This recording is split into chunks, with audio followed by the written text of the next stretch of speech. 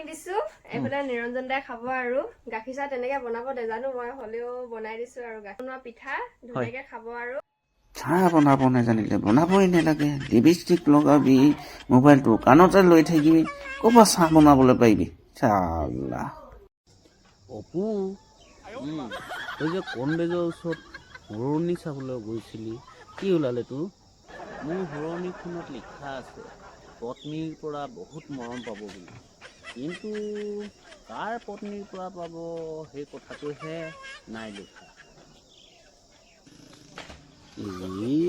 কেনেকুৱা ধৰণৰ কথা কৰিব কাৰ পত্নীৰ কথা ক'লে ই ভালকে চালা ধান চান দাব নোৱাৰে চাওঁ আজি চালা মই ধান দাওঁগৈ কেনেকৈ ধান দাব নোৱাৰে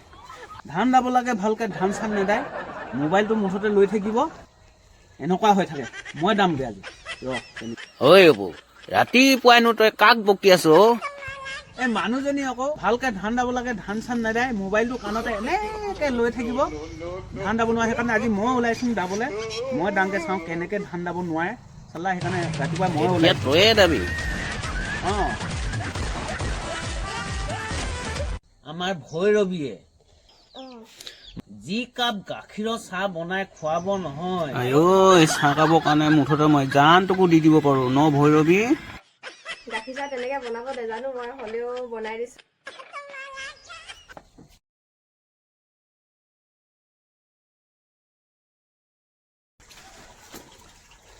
চালা শাক দেৰি হয় বুলি মানুহজনীক গালি পাৰি থাকো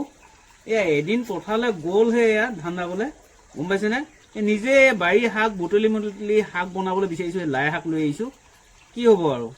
বহুত কষ্ট দেই মাইকী মানুহৰ কাম উপায় নাই বনাবগৈ লাগিব এতিয়া উপায় নাই সেনেকৈ বনাই মেলি খাওঁ এই মাংস আনি থৈছে বোলে গাহৰি মাংস মই আকৌ গাহৰি মাংস নাখাওঁ সেইকাৰণে লাই শাক বনাই লৈছোঁ খাই ল'ম আৰু লাই শাককে খাম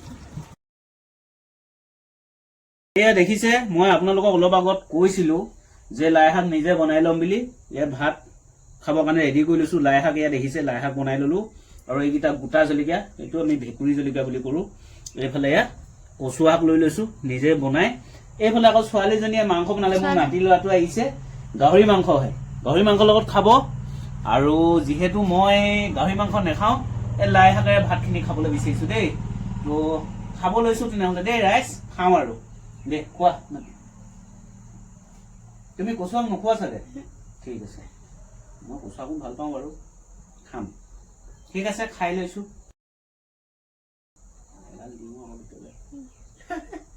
খোৱা খোৱা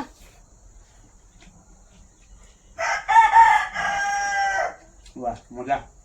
খুব পিয়ানো কেনেকুৱা হৈছে মজা হৈছে ন কচুৰ লগত কচু খাই চাব লাগিছিল বহুত ভাল লাগিলে